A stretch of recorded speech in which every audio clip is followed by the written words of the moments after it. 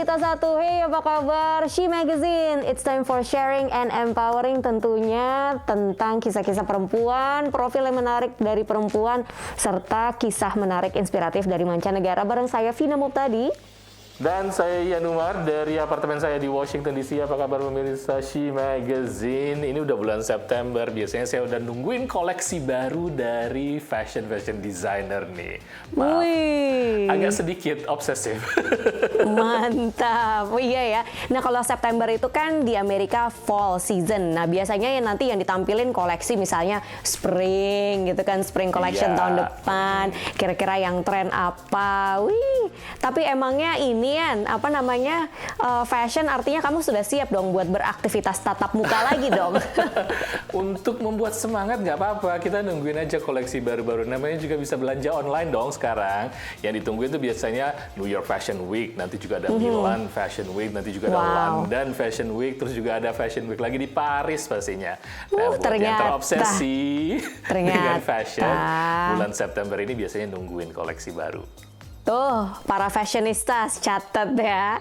Oke pemirsa, She Magazine menghadirkan banyak kisah menarik. Seperti biasa kita awali dulu dengan News Flash yang menghadirkan prestasi perempuan di mancanegara. Pensiunan guru di Yaman, Syahira Hussein, mendaur ulang plastik atau kaleng menjadi kerajinan tangan. Awalnya hanya hobi, tapi perempuan 61 tahun ini menjadikannya bisnis untuk jual mainan, kotak makanan, hingga tas-tas rajutan. Desainer Ukraina Sofia Rusinovich menampilkan model profesional dan amatir dengan beragam warna kulit, usia, dan latar belakang dalam Pekan Fashion Ukraina. Ia mengaku ingin fokus pada kecantikan internal ketimbang eksternal. FIFA telah mengangkat mantan pelatih Amerika Jill Ellis untuk memimpin Dewan Pengawas Teknis mengenai masa depan sepak bola perempuan. Ellis juga ingin menjamin agar semua perempuan punya akses ke olahraga ini. Setelah hiatus selama 1 tahun, ajang pameran komik dan juga karya seni populer AwesomeCon kembali digelar di Washington DC.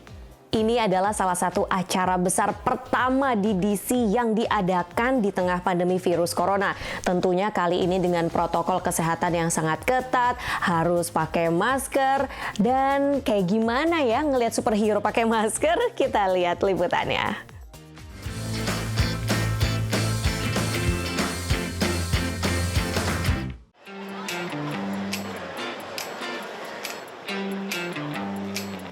Ajang pameran komik dan karya seni populer tahunan AwesomeCon kembali digelar di Walter E. Convention Center di Washington, D.C.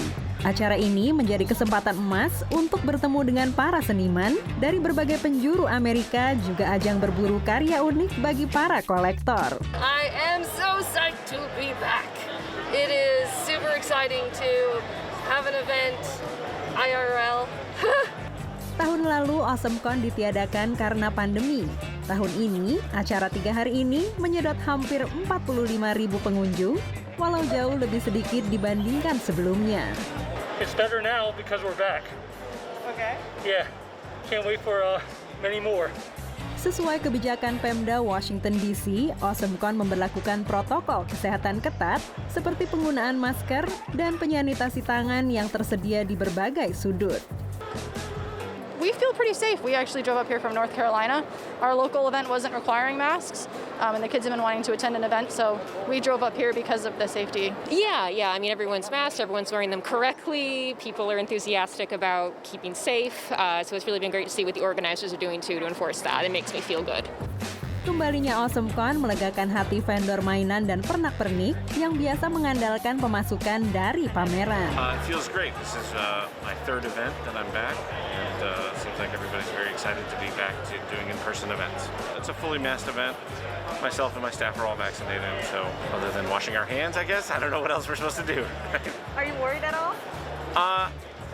You know, I do have young kids at home, so it is a concern for me, but I think that, we're doing the best that we can. Feels good. Long time coming, We took, I don't know what it was, a year and a half off to get this going, but it's nice to see everyone having a good time and following the rules and everything, so yeah, happy to be back.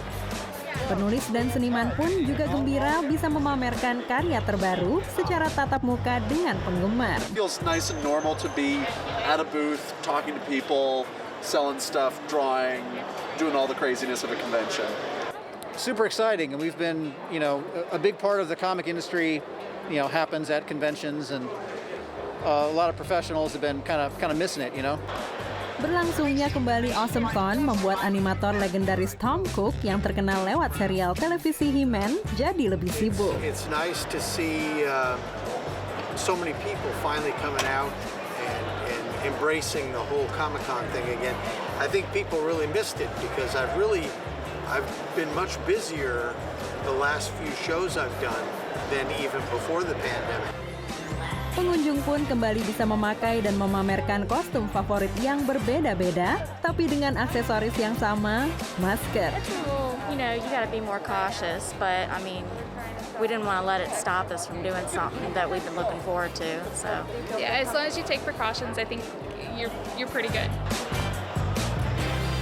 Dari Washington DC, Dania Iman, Irfan Isan, VOA. Kalau dress up sebagai Batman enak ya, kan udah pakai masker tuh mukanya ya. Lucu juga. Menarik sekali, tapi buat saya selama 2 tahun belakangan ini superhero kita adalah para nakes, semuanya di mana-mana, para tenaga medis dan juga dokter. Terima kasih, kita sudah menjadi dilindungi melawan pandemi dan semakin terus semangat untuk melawan pandemi ini. Yes, thank you. Magazine akan kembali setelah yang satu ini.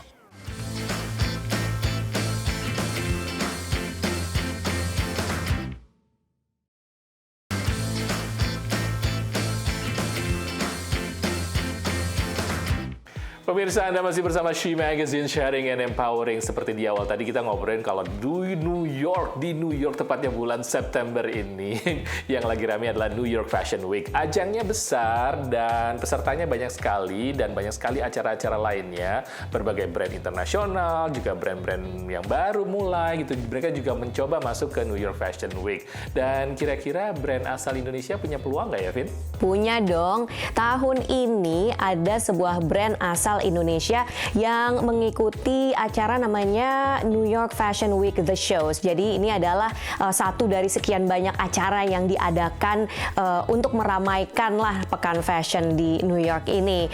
Dan kita akan ketemu sama CEO dari brand Erigo mengenai 60 outfit yang dibawanya untuk acara tersebut dan juga ada beberapa model dan influencer asal Indonesia yang ikut meramaikannya.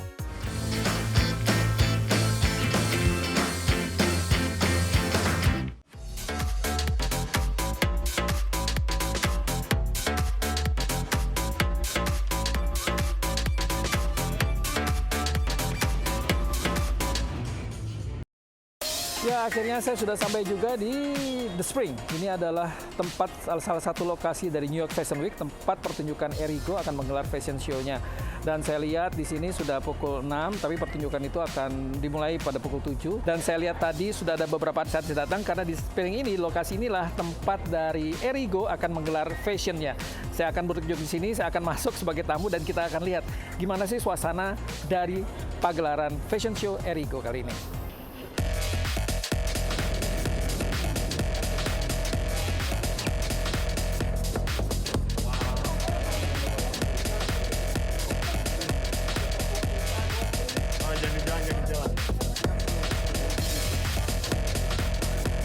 Ya, kalau tadi saya ada di pintu masuk backstage, sekarang saya sedang ada di pintu masuk untuk guest, yaitu tamu yang akan datang. Jumlahnya ada sekitar 300 karena protokol kesehatan, jadi harus dibatasi, tidak bisa melebihi kapasitas. Jadi ada aturan pemerintah, harus setengahnya minimal 300 orang. Dan di belakang saya ini semua orang sudah mengantri, seperti Anda lihat di belakang saya ini semua tamu-tamu dari lokal, dari New York, kemudian juga ada beberapa jurnalis saya lihat tadi. Dan yang menarik, setiap tamu yang di sini harus menunjukkan kartu vaksin. Kartu vaksin itu harus yang resmi, yaitu yang dikeluarkan oleh CDC. Dan kalau sudah menunjukkan kartu vaksin, akan mendapatkan badge seperti ini. Tanda seperti ini, yang kuning ini ya. Ya, sekarang saya ada di pintu masuk, lagi nunggu, lagi ngantri kita.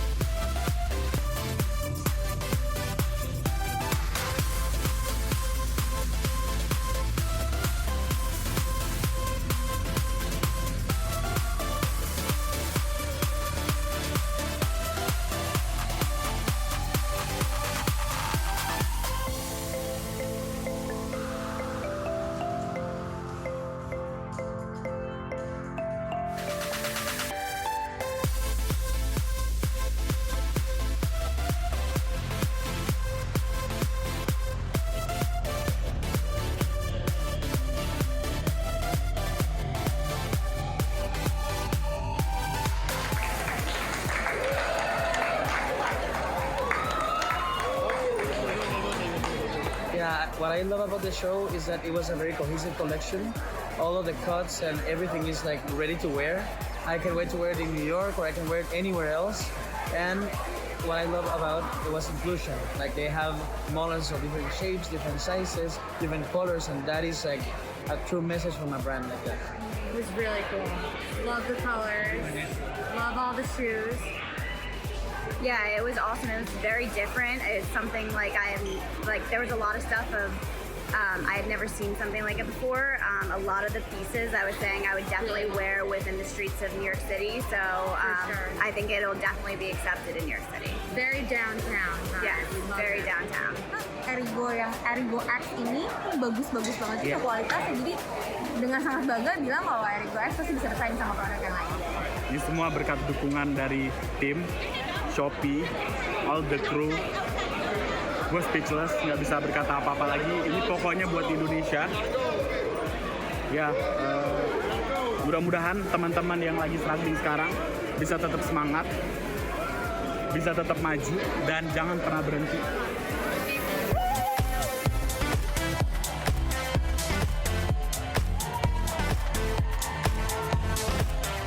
Akhirnya gelar Fashion Show Erigo berakhir sudah. Dan saya lihat tadi tamu yang datang itu melebihi kapasitas, bukan hanya 300 tapi sudah sekitar 500.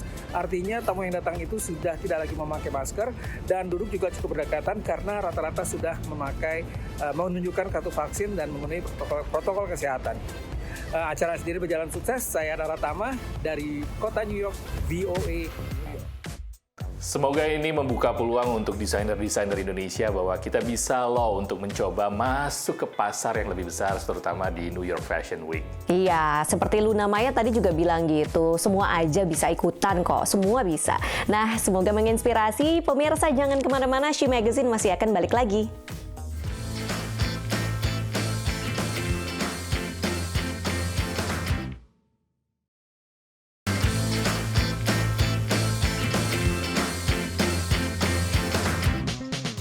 Pemirsa, balik lagi di She Magazine, sharing and empowering. Buat para perempuan yang modis dan demen bergaya, tapi juga tetap mementingkan teknologi, kadang-kadang suka bingung nih, aduh, yang namanya teknologi kok mengganggu penampilan ya. Kayak misalnya nih, Yan, bisa lihat nggak nih, aku pasang AirPod di telinga gitu kan, terus ada anting juga, jadi kayak gimana gitu, kayak tabrakan gitu. Jangan khawatir, udah ada perusahaan rintisan yang menggabungkan antara teknologi canggih dengan juga perhiasan. Seperti apa ya bentuknya? Kita lihat liputan menarik dari VOA berikut.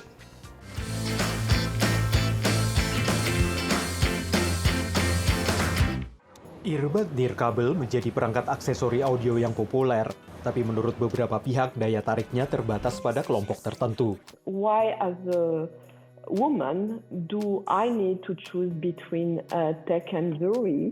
Currently, audio devices are really done by and for men.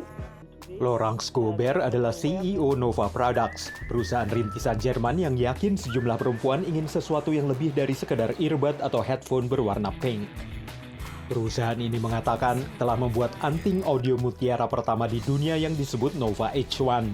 Anting mutiara asli yang terhubung dengan Bluetooth ini memungkinkan pengguna mendengarkan musik atau menerima telepon tanpa dipegang. They are comfortable, you can wear them all the day long. Aksesori teknologi biasanya merupakan produk yang lebih mengutamakan fungsi dibanding bentuk, tapi perusahaan rintisan ini menjawab keinginan sejumlah perempuan yang ingin tampil lebih modis. Some people when they test for the first time, they start to laugh and then look around and they look at the smartphone to be sure the sound is not coming from the smartphone. Teknologi suara terarah yang dipatenkan pada anting-anting ini menciptakan pancaran audio yang hanya dapat didengar oleh penggunanya. The sound is produced by a special speaker inside the pearl. It comes from this opening inside the pearl and is projected then straight ahead to the ear and then reflects inside the ear canal. Karena anting-anting tidak berada di dalam saluran telinga, pengguna bisa tetap mendengar suara di sekitar mereka. Menurut Laurence, fitur ini sangat penting bagi keselamatan kaum perempuan. You are going back from home a little bit late or from whatever evening, you still want to hear your music, but nevertheless you want to be aware of what is going on around you. Menurut Laurence, adanya anting-anting audio ini membawa sektor perhiasan dengan teknologi baru masuk ke pasar wearables. Mereka berharap kaum perempuan akan menyukainya karena bisa mendengarkan audio berkualitas sembari tetap tampil modis. Dari Arlington, Virginia, saya Helmi Yohanes dan tim VOA. Nggak apa-apa, penampilan memang harus seperti itu. Apalagi kalau misalnya udah ngurusin yang namanya kuku ataupun juga cat. Waduh, ini kayaknya cukup lama waktu yang digunakan untuk ngecat kuku aja. Jangankan sendiri, mungkin di salon juga lama ya. Iya dong, nunggu keringnya itu loh yang lama. Tapi jangan sedih pemirsa, sekarang di San Francisco itu ada yang namanya robotik manikur. Jadi si robot-robot ini saking canggihnya, dia ini menggunakan fisik komputer sama kecerdasan buatan yang bisa mengecat kuku dengan amat sangat presisi. Waduh, sebentar lagi mbak-mbak salon tergantikan sama robot. Kita lihat liputannya.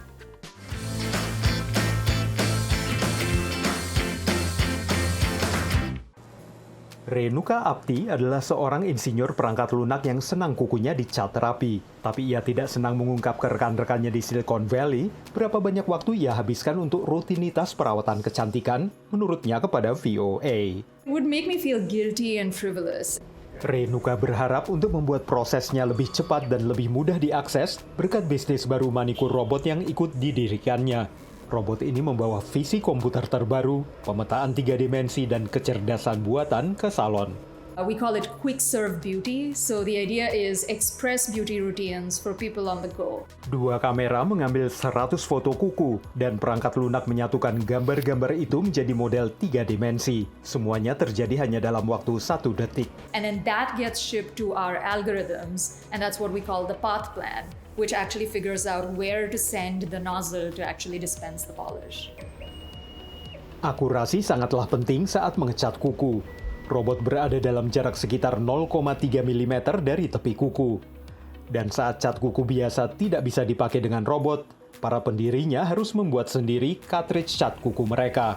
Untuk berhasil di bidang kecantikan, robot harus bisa meniru beberapa hal yang dilakukan manusia secara alami. Seperti berimprovisasi dengan cepat, menurut Direktur Pelaksana Silicon Valley Robotics, Andrew Kay kepada VOA. And it's the reliability and the ability to deal with variation that separates a viable, successful robotics company from an invention. We will never be like the sit-down, relax artistry of a nail salon. We will always be this quick in and out experience. Renuka kini tengah membicarakan dengan sejumlah hotel dan toko kelas atas serta tempat lainnya mengenai kemungkinan menempatkan stasiun manikur robotnya agar lebih mudah dijangkau oleh konsumen yang membutuhkan. Dari Arlington, Virginia, saya Helmi Yohanes dan tim VOA. Nah, canggih banget robot-robot zaman sekarang ya. Aduh, makin bersaing deh manusia sama robot. Tapi aku tetap tetap pede sama kemampuan manusia itu tidak tergantikan. Pasti lebih rapi, lebih kreatif, ya nggak? Ya, tergantung orangnya kali ya. Mungkin kalau yang pengen cepet kan, misalnya cuma punya waktu 5 menit untuk ngecat kuku, tinggal masukin tangan, selesai. Boleh kan? Boleh. Tergantung pilihan masing-masing nantinya. Tunggu masuk di Indo ya. Ya, benar sekali. Dan begitulah liputan dari She Magazine kali ini. Mudah-mudahan menjadi inspirasi bagi kita semua. Tentunya tonton terus She Magazine hanya ada di Berita 1. Dan saya Ian Umar, undur diri dari apartemen saya di Washington DC. Dan saya Vina Muftadi. Kita ketemu lagi di Berita 1 minggu depan. Sampai jumpa.